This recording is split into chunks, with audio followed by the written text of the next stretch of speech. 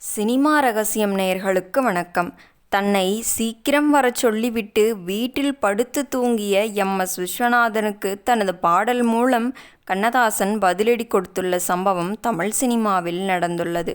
அதை பற்றித்தான் நாம் இந்த வீடியோவில் பார்க்க போகிறோம். வீடியோவை முழுமையாக பாருங்கள். இசையமைப்பு மற்றும் பாடல்கள் எழுதும்போது எம்.எஸ்.வி. கண்ணதாசன் இடையே பல சம்பவங்கள் அரங்கேறியுள்ளன. அப்படி ஒரு சம்பவம் எம்.ஜி.ஆர். நடித்த படத்திலும் நடந்துள்ளது. 1963ஆம் ஆண்டு ஆர்.ஆர். பிக்சர்ஸ் தயாரிப்பில் டி.ஆர். ராமண்ணா இயக்கிய படம் பெரிய இடத்துப் பெண். எம்.ஜி.ஆர்., எம்.ஆர். ராதா, சரோஜாதேவி, அசோகன் உள்ளிட்ட பலர் நடித்திருந்த இந்த படத்திற்கு எம்.எஸ். விஸ்வநாதன் இசையமைத்தார். இந்த படத்திற்கு பாடல் எழுத கண்ணதாசன் கமிட் ஆகியுள்ளார். அப்போது அவரை சந்தித்த எம்.எஸ்.வி., அண்ணே, நீங்கள் வழக்கம் போல் தாமதமாக வராமல் இந்த படத்திற்கு கொஞ்சம் சீக்கிரமாக வந்து பாடல் எழுதி கொடுக்க வேண்டும் என்று அன்பு கட்டளை விதித்துள்ளார்.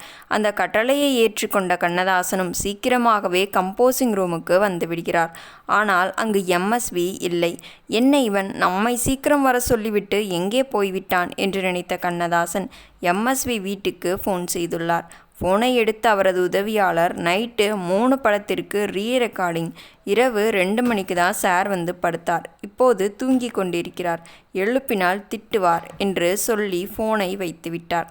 அதை கேட்ட கண்ணதாசன், நீ அவரை எழுப்பு, நான் கொஞ்ச நேரம் கழித்து ஃபோன் செய்கிறேன் என்று சொல்லிவிட்டு ஃபோனை வைத்துள்ளார். அதேபோல் சிறிது நேரம் கழித்து ஃபோன் செய்த போதும் எம்.எஸ்.வி. எழுந்திருக்கவில்லை.